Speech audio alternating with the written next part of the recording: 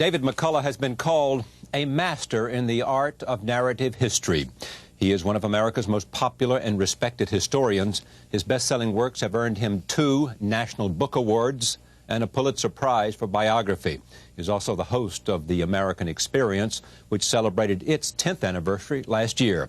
He is currently part of a team of renowned historians looking at, quote, the road not taken during some of the great turning points in world history. The new book, What If, is accompanied by a 2-hour documentary by the same name, airing on the A&E History Channel. I am pleased to have David McCullough on this broadcast for a wide-ranging conversation about what he loves and about what I love. Maybe not as much as he does, but it is the idea of history and making it come alive and finding out what it tells us about that time, the present time, and the future. Welcome. Thank you, Charlie. Very glad to be with you. Now, where does this very good idea come from? Well, it came from an excellent editor named Rob Cowley, who's an old friend. It was at American Heritage years ago when I was an editor there.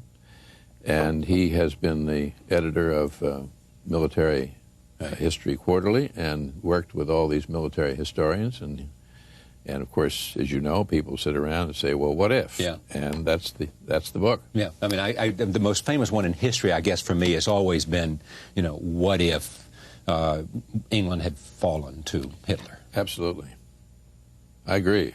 People ask me, who do I think is the most important person of the 20th century? And I may be wrong, but I instinctively feel it's Churchill for that very reason, that was the man who stood there and would not give in, even to his own people in England who wanted to make a deal with Hitler.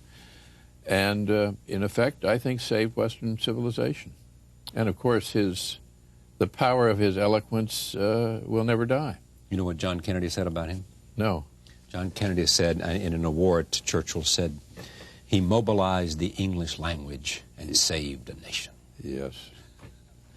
He was called the British Lion, and he said, I wasn't the lion, I just gave the lion its roar. What else is in here? What else is in here in terms of what if? Well, there's a wonderful piece by James McPherson, who's a noted Civil War historian, about the so-called lost orders, which were found and bumped up to McClellan. These were Lee's orders to his advancing army coming up, presumably to attack Harrisburg and to win a victory in the north to bring in English and even French support. And so McClellan had foreknowledge of Lee's orders before anything really got going. And the what if is what if that had not been so? What would have happened? Well, that he would have destroyed the railroad bridge at Harrisburg, that he would have terrorized Maryland, Pennsylvania, looked as though he might be about to pounce on Baltimore, about to pounce on Washington itself, and the Copperheads, who, of course, were the peace Democrats of the day, and the others who wanted to make peace. Same kind of thing we're talking about with Churchill, right, who wanted to make peace with the Confederates and divide the Union, but break up the country. And he knows that time and those people and that ground so superbly that when he goes into what's happening, when Lee's on the march, so to speak, through the North, it's very exciting. All right, now let me talk a little bit about who these people are. Essays by Stephen Ambrose. Well, Stephen Ambrose is one of our ablest historians, best known, I suppose, for his marvelous biography of General Eisenhower, right, and for his book on D-Day. And Nixon later. But he has become our World War II biographer, historian, and he's also, of course, did that wonderful book about the Lewis and Clark expedition. Right. And a great guy who... He has been on this show yes, amazing number of times. John Keegan, another John Keegan historian. is probably the most respected military historian in the country, of our time. He's an English historian. James McPherson, we talked about. Yes. Yeah, and others. And in fact, you wanted me to take note of Mr. Ted Rabb, Theodore Rabb. Right. Theodore Rabb is an Englishman who has been in this country for a long time and is really an historian of the Middle Ages and of the Renaissance. But he knows everything about everything. And Ted Rabb is one of my heroes. Ted Rabb if we were a country that conferred medals on people for meritorious service other than the military, he would be wearing something in his lapel. He has devoted the last 15, 20 years to trying to do something about improving the teaching of history in our school system nationwide, particularly in public high schools, and formed what's called the National Council for History Education. And the teaching of history has been really at an all-time low in American public schools, and what many of our college students and even our best universities don't know is sometimes startling. But with this National Council, which is designed primarily to improve the teaching of the teachers, real strides forward have been made. And he has done this year after year, no pay, no glory, no, that I'm aware of, professional advantage in his academic life at the university at Princeton. You know, he's really he's making clear progress. It reminds me of the great notion of what a brilliant teacher can do for someone's life. If you are a young person and a teacher touches you and somehow makes a connection between that inherent curiosity that is within us, whether it's for science or history, that's right, or language, that's right, or whatever it might be, you know, teachers are the people that fill that function in our society. Who's more important in our society? Nobody. Yeah. I mean, who's doing work that counts more? Nobody. And it isn't just paying them more. Yeah. It's conferring upon them the recognition of how valuable they are to each and all of us. And just as you say, if any of us are lucky enough to have 1, 2, maybe 3 teachers in our life who really light the spark, it transforms everything. Transforms your life. Absolutely. We just had a big testimonial dinner in Washington at the Building Museum for Vincent Scully, the great art historian at Yale. Right. And I don't know that I've ever been to anything like it. There were probably 700 people there. All had come from all over the country to pay tribute to this very great man. Right. And his gift, it seemed to me, most of his students didn't go on to become architects. Right. Many of them are some of the most famous architects we have today, and art historians, art critics. But most of them, 89% probably, in the English majors, the electrical engineering majors, went on to other things, but he enlarged their life in a way that they will never, ever to be able to say thank you sufficiently for. Yeah. And the great teachers show us what they love. Yeah. They share their passion. Exactly. There was a marvelous teacher of child development, specialist in child development at the University of Pittsburgh Medical School named Margaret McFarland. And she taught that her whole thesis was that attitude is what matters, and that attitudes aren't taught, they're caught. And the student, the child, show them what you love, show them who you are, and they will catch that. Yeah. And you know yourself, if you think back to your favorite teachers, they loved science, or they loved English literature, or they loved history, and they conveyed that enthusiasm, as you say, that passion, in front of you, and you caught it, and you never forget it. Yeah, it is. It's amazing. I mean, I don't think I could do what I do now, as better or worse as I do it, if I hadn't early on caught up with a love of books and a wedding of curiosity about what makes people Barbara Tuchman, who really was one of the greats in my field, in my opinion, used to say there's no trick to getting somebody interested in history. She said you can answer that in 2 words: tell stories. Yes. And of course she did superbly. She did, but so do you. Let me just come back to this book because I want to talk about history and the love of history. You're talking about Washington's withdrawal after the Battle of Long Island. Tell me the story. Well, right here in this in this great city at one point, about where the Brooklyn Bridge now stands. Washington ferried his army across to Long Island, and he split his army. He had about 10,000 troops on Manhattan, and he sent about 10,000 over to Brooklyn because the British had come into the harbor with a fleet and 30-some thousand troops, best troops in the world, who then landed at Gravesend and started moving up toward what is present-day Brooklyn Heights and fought what is called the Battle of Long Island, which was Washington's first real battle as commander. And they were roundly defeated. The American army was badly defeated, and they retreated back up to the heights where they sort of dug in, preparing for another onslaught. And the British troops are the best troops in the world, and they were fully equipped, fully trained, tough, experienced. Washington's army was all volunteers, all raw recruits, poorly equipped, poorly armed, had no experience in battle. And Washington made the crucial, fundamental mistake of dividing his army with half in Manhattan. But he didn't know where they were going to land, and he was inexperienced. And the British controlled the water, the harbor, both rivers, and all they had to do was bring one or two of their big ships, their gunboats, ships of the line, if even up the East River, and they would have sealed the bag. And Washington's army would have been caught, totally, 100%. The revolution is... And what kept them from coming up the river was a northeast wind. They couldn't, sailing ships, they can't come up if the wind's not the right way.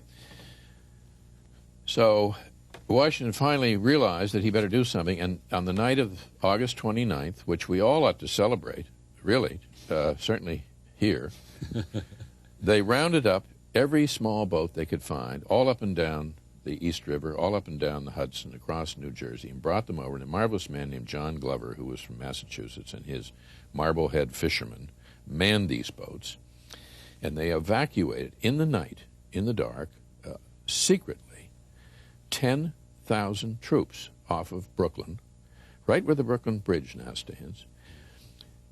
It was at the Dunkirk of the Revolutionary War. They got them all, and that's a mile of water there, and there's not really a river. It's a tidal strait. It's rough, very dangerous thing to have done in daylight with experienced people. And they didn't just bring 10,000 men across; they brought horses and cannons and everything else. And the British woke up the next day, and they were gone. They were gone. Yes. Unbelievable. And just to add to it, a fog came in that morning to protect the last people, and Washington reputedly, and I'm sure actually was the last person off. He was down there making sure that everybody got up. Yeah. They all moved out of their positions like ghosts, silently. Yeah. Now, a withdrawal or a retreat is the hardest thing to do in a military organization, and particularly against an overwhelming foe, and particularly at night in the dark and fog and all that, and then by water, by makeshift armada. Yeah. It was miraculous, absolutely miraculous. And 99% chance that it would have all gone the other way. This was in the summer of 1776. The Declaration of Independence had only just been signed. The 32,000 troops that the British had in New York exceeded the population of the largest city in this country, which was Philadelphia, which was 30,000. In other words, you had more British troops than the biggest city in the whole country within a day-and-a-half march of Philadelphia. The whole war could have been over, probably would have been over that night. And it wasn't just that they would have captured the army, they would have captured George Washington. And without Washington, I think it's quite doubtful that it could have gone on successfully. Amazing. It is absolutely amazing. It is an amazing story that I didn't know until here. And all because, well, you could argue, wind. That's wind and fog. And fog. Yeah, and good old luck. Fate. It happens all the time, as we know, and sometimes to the detriment of worthy efforts too. What are your favorites in here? I mean, stories other than that one that you. Well, I like Jim McPherson's piece very much. About the one about Lincoln. About the Lost Orders. Right. The Lost Orders. Okay. Yeah, I think they're all good. I really don't say, and I learned a lot from it. The assumption is often that, well, historians, I don't know a lot about most of what's in there. So it isn't just that it tells you what might have been. It also explains to you what was. So that when Ted Rabb, for example, was describing these Asian warriors coming across and how things might have gone differently, it's very exciting. When you I think about the books you have written, and I think about your own interest in what we know of you from television. What period of American history holds the most fascination for you? Well, if you'd asked me that question 6 or 7 years ago, I would have said the period between the end of the Civil War and the start of World War I, which is to a large extent concentrated here in this city, and the rise of New York and the rise of Teddy Roosevelt. And Roosevelt and the building of the great public institutions here, and the influx of all this inbound energy that's coming in with the immigrants coming through New York. And the advent of steel, and the advent of electricity, and the advent of electric light. It's a very creative time. And in terms of, we think we live in a time when technology is transforming everything. It was transforming everything then, maybe even more so. I was just going to ask you that as you were saying. I was thinking about that. It is, when you look at what the Internet's doing, you look at what technology is doing to us, and you look at how the capacity to communicate around the world is instant and so pervasive, and all that is having on us, and is driving the economy, and is doing so many other things. You can compare it most to the beginning of the century, I guess. Yes. Late 19th century. That's the rise of the industrial age? Is that what it is? Well, it is, but it's also the rise of science and technology, which includes medicine. Yeah. The eradication of malaria and yellow fever in tropical countries, for example, momentous event. Yeah. Penicillin was discovered when? Well, that comes later in World War as a result of consequence of World War II. Yeah. But I'm now working in the 18th century, and I must say, I may never come back. I really find it. I find it about as absorbing and as colorful as anything I've ever worked on in my life. Why? Well, before you answer that, why you find it absorbing, tell us what you're doing. Because the last time you were here, you were intrigued by a notion that I love, which is, the relationship. The relationship between the founding fathers. Yes. You were principally interested in John Adams and Thomas Jefferson, who died on July 4th, the very same day. That's right, 1826, 50 years to the day. Right. And the great line, which often repeated, was said by, I think it was Adams, who said, Thomas Jefferson still lives. That's right. And in fact, Jefferson had died. That morning. That morning. The very morning. And each is in his own bed in his own home. One in Massachusetts, one in Virginia. Yes, and what fascinated me was that these two men had two very different backgrounds. I mean, a New Englander of the 18th century was as different from a Virginia planter as a Frenchman was from a German, maybe more so in some ways. And yet they were both Americans and both united in this noble effort to create a new nation, a free nation. Adams is short, not very handsome. He's full of passion, warm-blooded, opinionated, brilliant.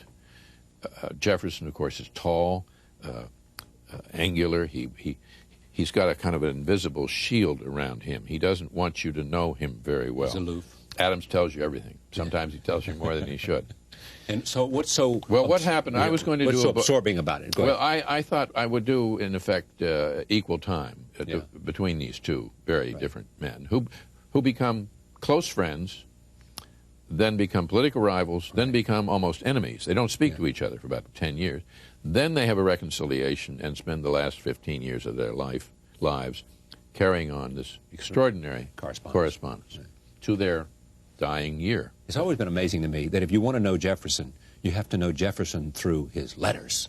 There's no great, and Dumas Malone and all these other people, but Jefferson never wrote his own memoirs. No, he never wrote his own memoirs, nor does he, in his letters, tell you very much about what he feels, what he's angry over, what he's broken-hearted about. He won't let you in. Adams opens the door, and Adams writes in a very pungent, clear, contemporary, modern way. He doesn't.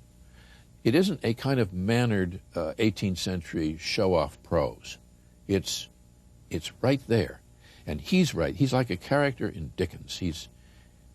And when I got writing, once I started writing, well, you've had this experience. When you start to write something, very often you find you're reacting to the material, and something's coming through the process of writing, telling you which direction to go.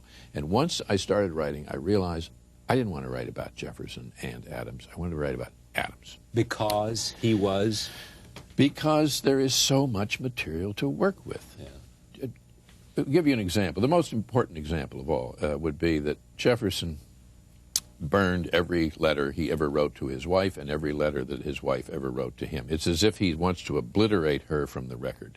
We don't really even know what she looked like. Now, was that out of tragedy because she died and he was so brokenhearted? Yes, it's partly that, I think, but it's partly that he was a very private person who didn't want anyone to know about this side of his life, apparently. Nobody knows why he did it. We don't know even if it might have been insecurity, that he had something to hide, etc. It could be any number of reasons. Okay. Adams, who was separated from Abigail, much of their marriage because of his work, political activities in Philadelphia, or then when he went to France to try and help Franklin work with the French, writes thousands of letters to Abigail, and she to him, and they all survive. So you don't have to resort to conjecture what was going on between these two extraordinary people. It's all there. And Charlie, she could have held her own with any of those, intellectually held her own with any of the men of that day.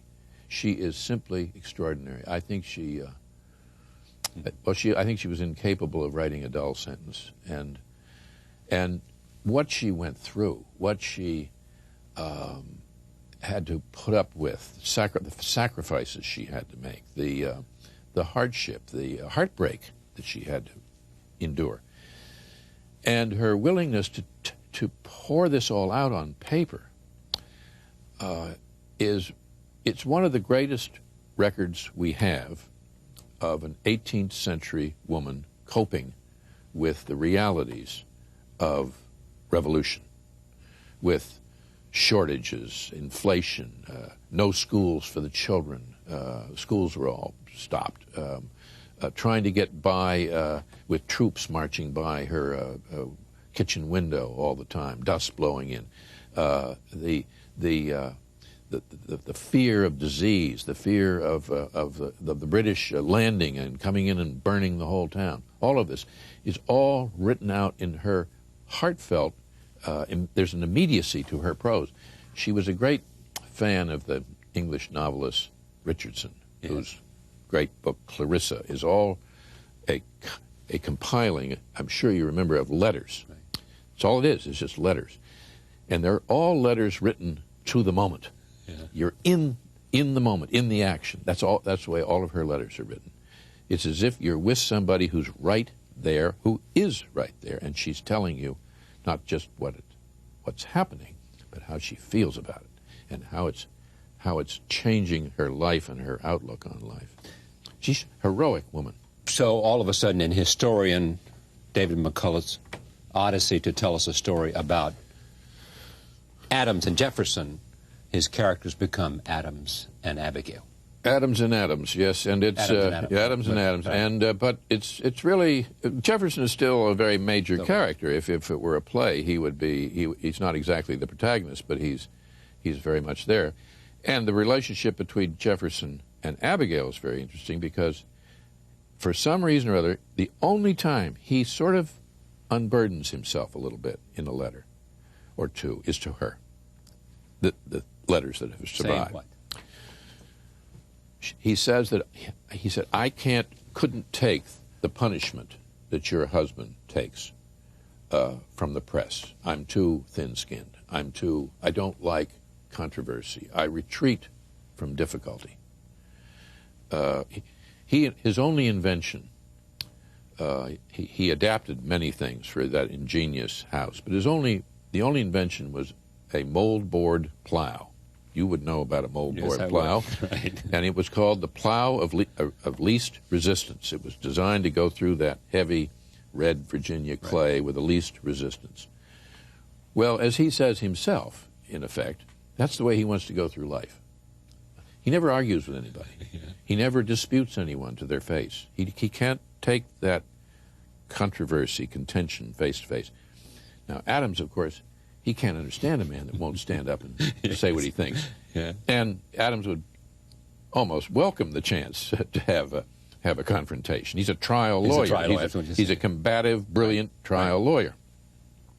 So he admits to Abigail that your husband is like a rock in the stream, he said, and how fortunate it is that he's that way. Yeah, he's going to But shed then he water, also right? says that maybe it's because of you. In other words, were I so fortunate, If I had a support of someone somebody like you, maybe I could be that way. Maybe I'd be tougher. And later on, Jefferson is always, he's a spendthrift. He cannot stop buying things. It's fascinating. Well, he died in debt. And he's broke. He's broke way back when he was in his 30s. He can't stop buying things, and they're in Paris, and they're living on a very meager income from the Congress, hardly enough to even feed themselves. And Adams and Jefferson both have the same salary. And Jefferson is writing letters to Washington and others saying, we've got to be paid more. I can't get by. Adams seems to be getting by, which is a mystery to me. This is not word for word. Yes. But then he has Mrs. Adams to manage his financial affairs for him. And by inference, had I somebody like that, maybe I could do it, but I can't do it as things are. That's great. And he was right. Yeah. She was managing money and did it very well. What was it that John Adams thought about Thomas Jefferson? He thought he was a brilliant fellow. He thought he was immensely engaging as somebody to talk with. The most literate conversationalist. Yes, they loved the same books. They loved the same poetry. They had the same idealism about the country. They were fellow revolutionaries. But I think he saw him as lacking in certain sense of reality. Now, Jefferson would have said that Adams was a pessimist. Adams would have said that he wasn't a pessimist, he was a realist. Jefferson is interested in the improvement of mankind, of improvement of humankind, but has very little interest in people. Adams is not at all sure humankind can be improved, but he knows that the necessity to understand human nature is infinitely great. In other words, I think he's thought of Jefferson as lacking somewhat in common sense. You know, your ideal is Adams really didn't believe that all men were created equal. He believed that all people should be equal before the law.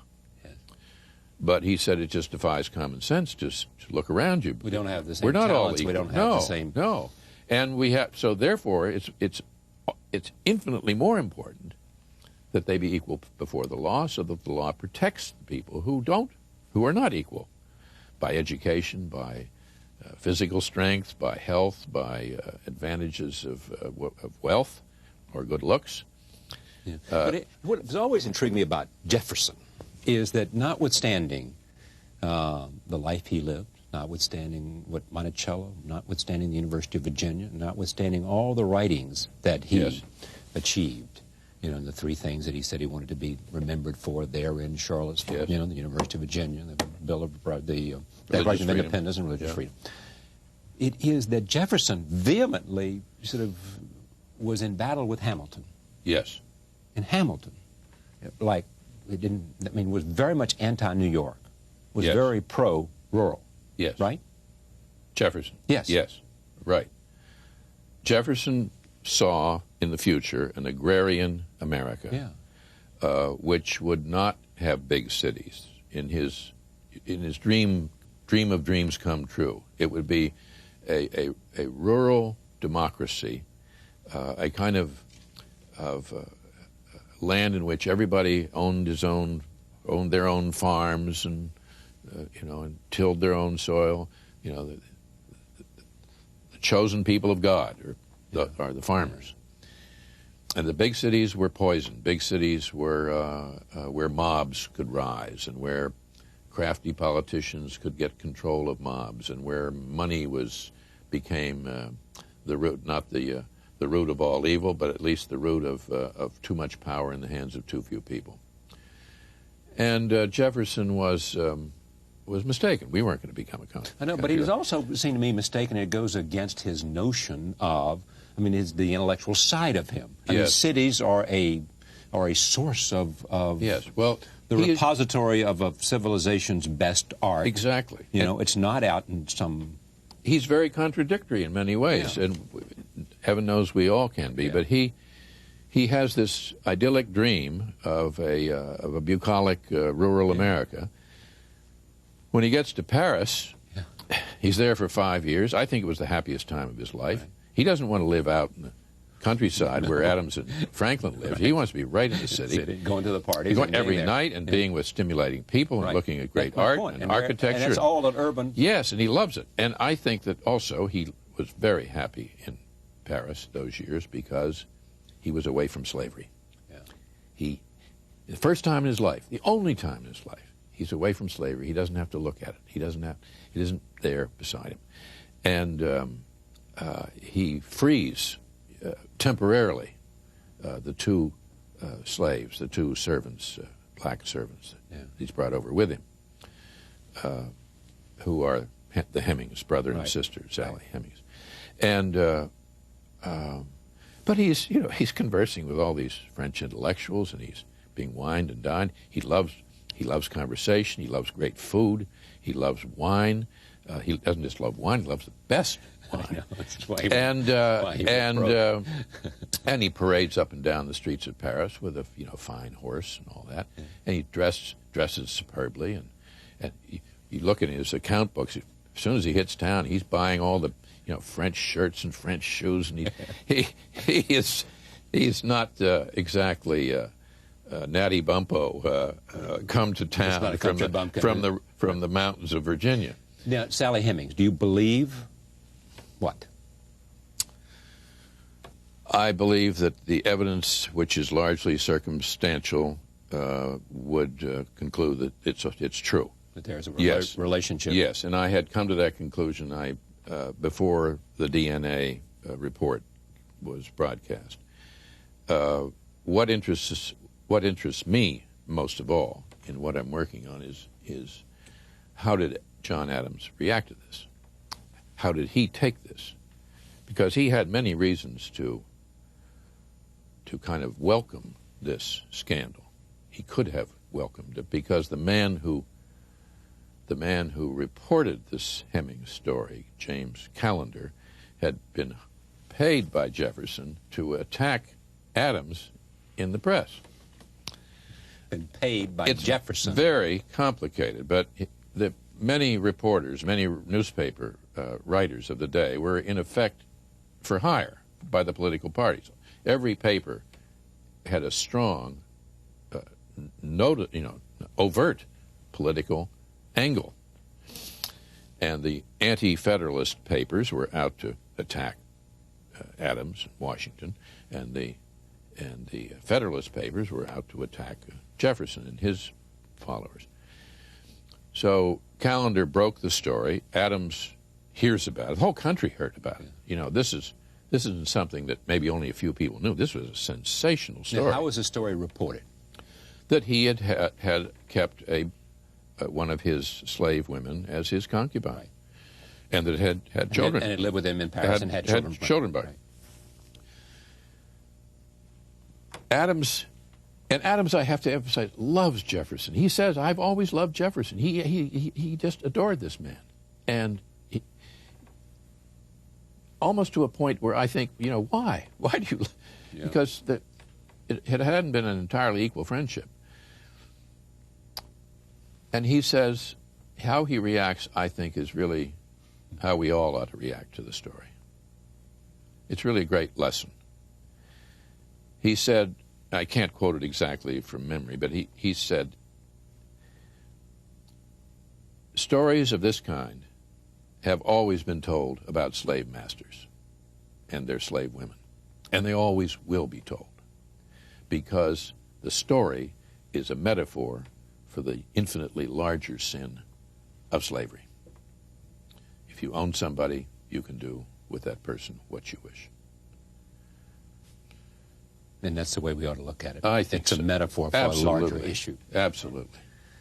Jefferson never, in his letters, spoke about it? No. Ever? No. Never talked about it? Never said, this is terribly unfair? And about slavery? No, I know we're talking about slavery. Yeah. No, about Sally Hemings. And No. Because it was such a prominent part, as you say, yes, in the papers of the time. Right. He never spoke to it. No. Nothing about it. No. And John Adams never said in a letter to Abigail, or Abigail said, I don't know what Jefferson is. No. Why is he nothing? Why do you think that's true? Well, of course, they're separated at that point, right, and they haven't had the reconciliation yet. Right. The reconciliation doesn't come until about 1811. This all broke around 1803, 4 in that time. So it's while he's president, his first term as president, Jefferson's first term, which was, and Adams had just been defeated by Jefferson, so he was not quite in love with Jefferson then. I know.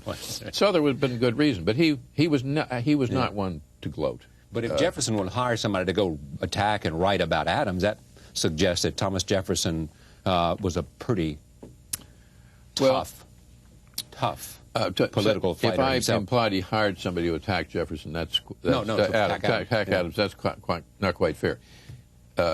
He gave Callender money. Yes. And many people would say he was paying him. He said that he was loaning him money, that he felt sorry for.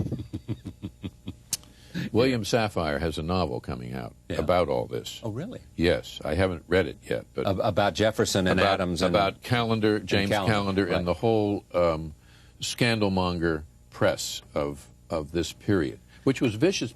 They called George Washington a traitor. They called John Adams insane. There was no holds barred. Well, I mean, everybody who now gets very sanctimonious about the nature of political rhetoric and the incivility of political rhetoric, I mean, the first reminder is to go back and read what was written about Jefferson and Washington and Adams. All of them. All of them. And Hamilton. And Hamilton, especially Hamilton. Yeah.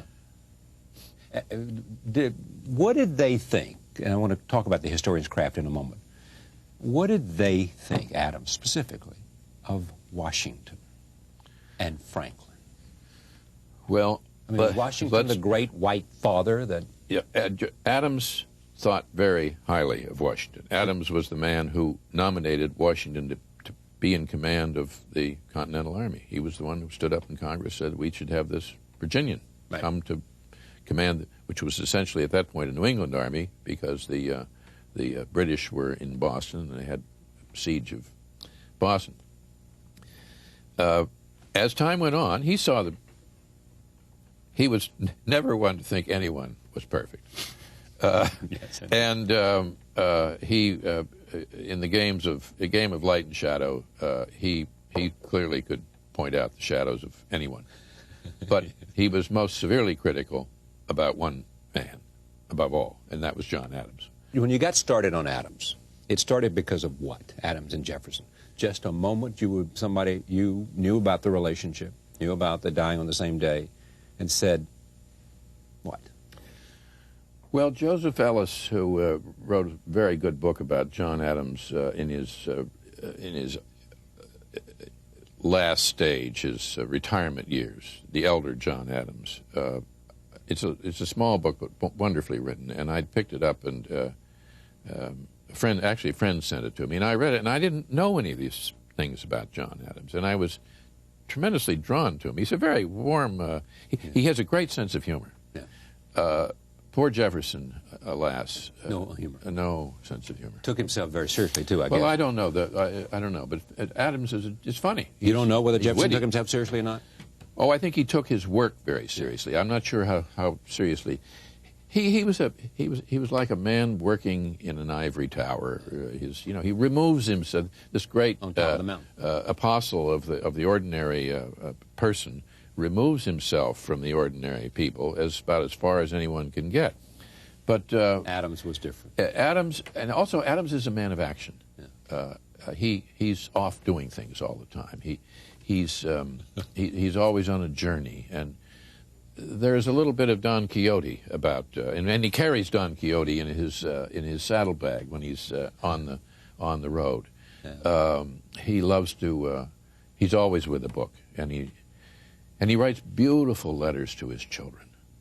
I think when I finish this, I may just publish an anthology of his letters to his children. To his children, they are absolutely marvelous. About growing up, I guess. About growing up, about education, about their duties as citizens, about what makes the good life, about honesty, about virtue. They all talked about virtue in those days. And what amazes me occasionally, there are these treasure troves for historians that happen because someone says, and it happens whether you're writing about a cultural figure or a political figure, someone who is in custody of all of their letters. It happened with Scott Berg. Yes. And Lindbergh. Yes. All of a sudden there was all this material. Yes.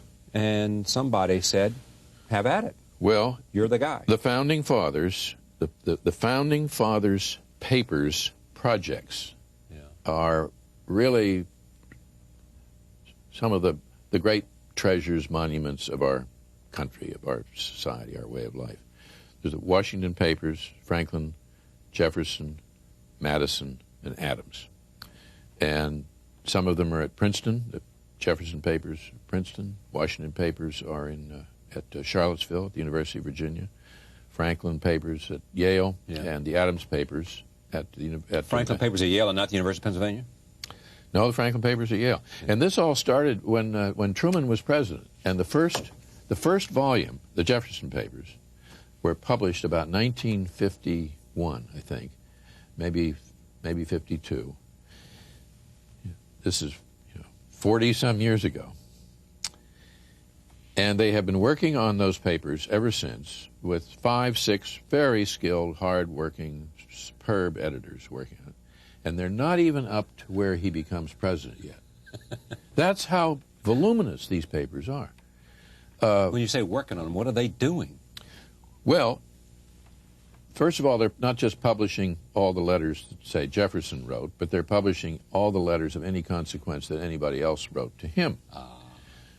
Now, if in one of those letters somebody says, as I told Charlie Rose the other day, so forth and so on. You go to Charlie Rose's file. And you sing, who's Charlie Rose? Oh, yeah, worse. Yeah, no, really.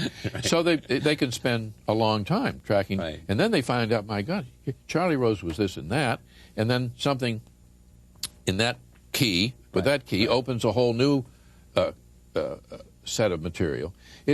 It's always a detective case, and since these published volumes are so immensely important to our history and to understanding the creation of the country, they have to be accurate. They have to be right, and it's a slow process. You can't just speed it up.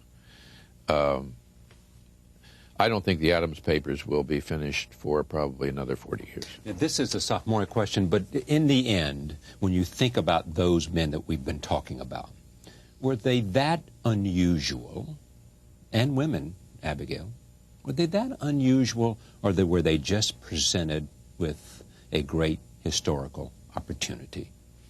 Both. The more I learned about them, the more I realized that they are flawed. They are very human beings. They each have their weaknesses. They each have their they make mistakes. They do things they regret. They do things that we regret.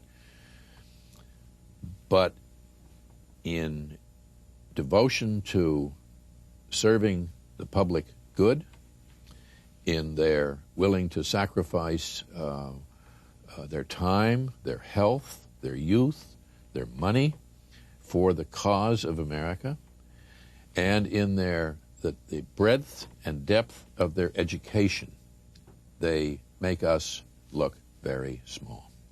They are amazing. And when you consider how small the country was, how few people we were, that these really extraordinary people come out of just that small population. Now, a lot of people have written about this. Why? Why? Right.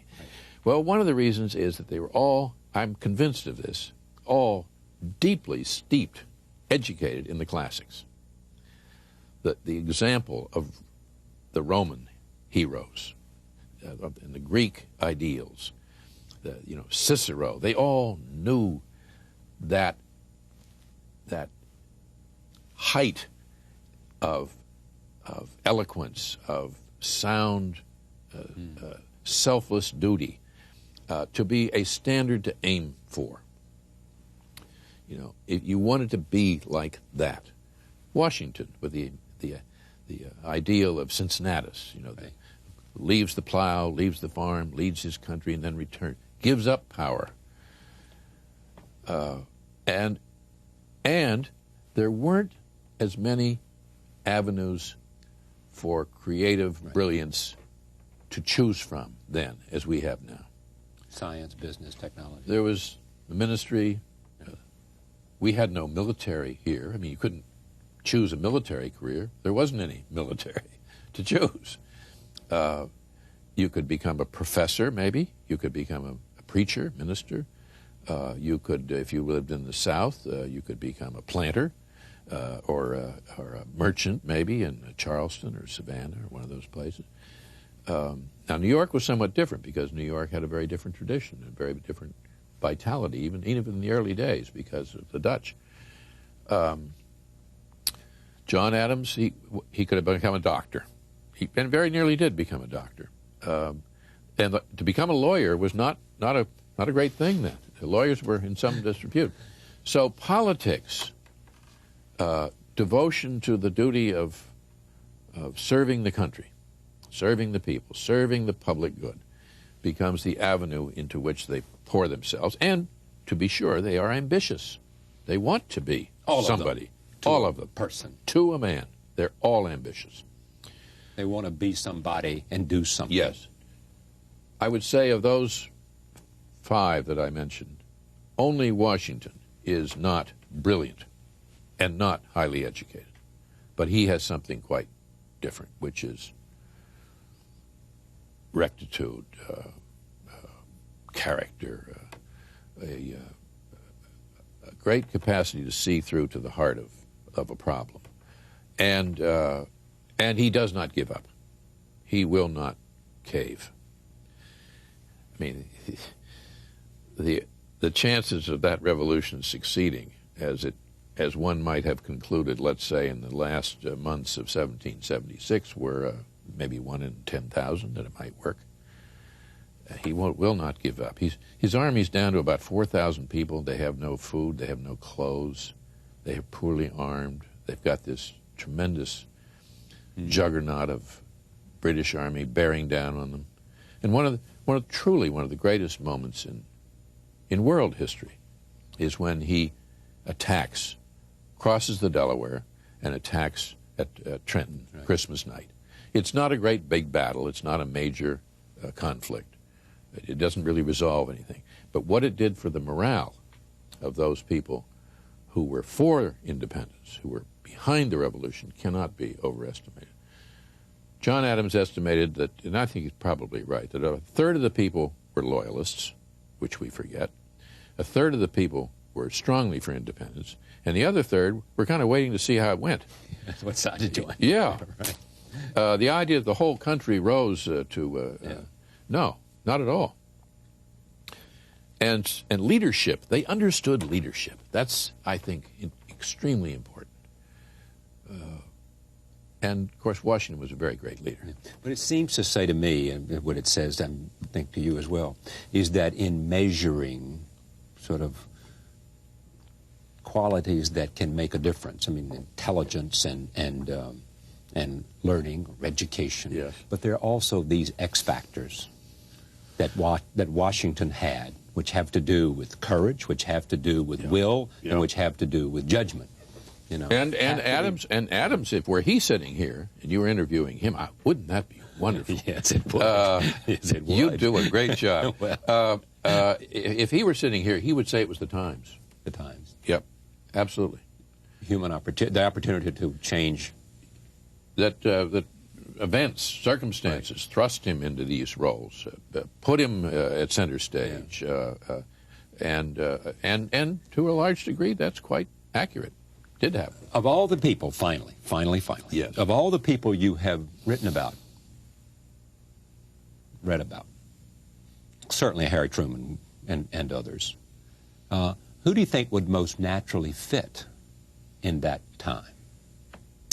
Would it be Teddy Roosevelt? Would it be Franklin Roosevelt? Would it be Abraham Lincoln? Would it be Harry Truman? Would it be... Well, certainly Lincoln and Franklin Roosevelt. Theodore Roosevelt would have been pretty much the way he was in his own time, kind of a wild card. But Roosevelt and Lincoln would have held their own. Yes, I think Roosevelt would have certainly, and Lincoln certainly, yes. But you have to imagine Lincoln being in the milieu of the East Coast and Harvard University or William and Mary or Philadelphia in its heyday. And that's hard to imagine. If he were out on the frontier, which he could have been in the 18th century, then we'd never hear of him. He wouldn't figure unless he somehow became a military hero or something of that kind. David McCullough, thank you. It's a pleasure. My pleasure, Charlie. Thank you for inviting me back.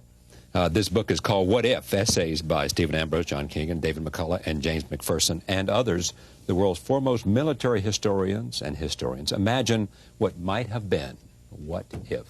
Thank you for joining us this hour with David McCullough.